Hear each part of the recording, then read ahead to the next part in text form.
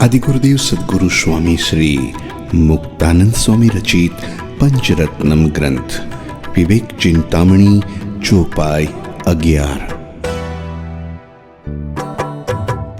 त्रिभुवन की संपत्ति चली आवे, पलकन प्रभु तजी मन ललचावे।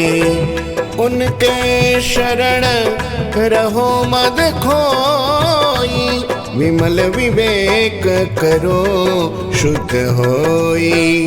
विमल विवेक करो शुद्ध होई।